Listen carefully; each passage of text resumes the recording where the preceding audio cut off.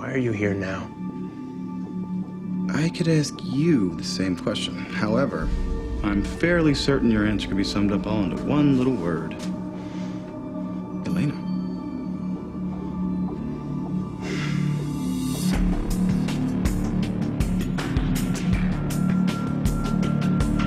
That's a really good question, and that's the first question I asked. And Kevin gave me a variety of answers, and he said, this is what we're going to explore. And this A could have happened, or B, or C. So sort of, we're not sure exactly why, but it's going to be one of these things. And all of his three sort of reasons were really good. I don't know how much I can reveal, but I will say that for me, when I created my backstory, it was that Stefan's like a nomad. You know, he travels, you know, and he can never really stay in a town for more than like 5-10 years, because people go, wait a minute, you're not aging, and you know, you're that creepy guy that just hangs around in high schools for 20 years. Mystic Falls is where he was born. That's the town. That's where, you know, that's his childhood. And I think he stops into Mystic Falls every some odd years, you know. And he stopped into Mystic Falls after probably a period of like 10 years, who knows. And he sees this girl, Elena. And I don't know under what circumstances he sees her, and I think there might be a big reveal in flashback where the moment he sees her, something may have happened, and you know, whatever, she doesn't notice him, and that's when he realizes, oh my God, I have to stay in Mystic Falls, and I have a mission, and I'm completely in love with this girl, you know. So the reveal will come to the audience, and it'll also come to me. That's the truth. Very Emerson, the way you reveal your soul with so many adjectives. If Stefan moved slowly, that just so would not be a part of his. If he was like a tortoise. Right, he's the lethargic vampire.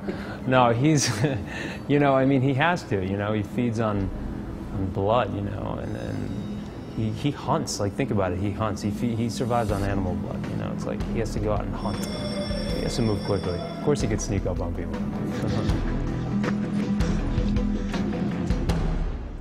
Okay.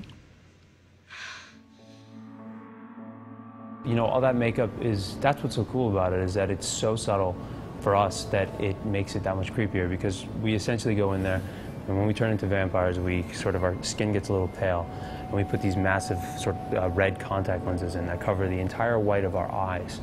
And so essentially we're just walking around with these sort of red eyes and pale skin, and then pop in some fangs, and the rest is CGI, a lot of it. You know, a lot of the veins and all that sort of red, it's CGI. It's amazing what they do with CGI.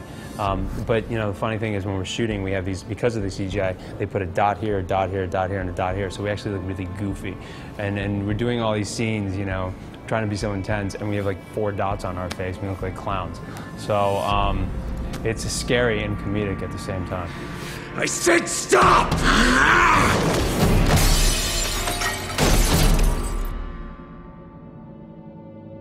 You know what's funny about that? As we're shooting more and more episodes, you know, Stefan is such a tortured guy.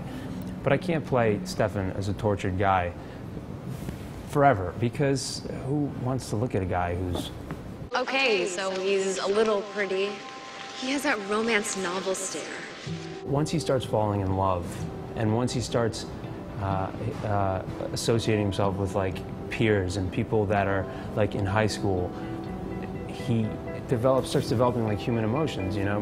He starts remembering the human inside of him. He starts experiencing, you know, pleasure and laughter and happiness, and so he becomes more of a personality. We're a work in progress.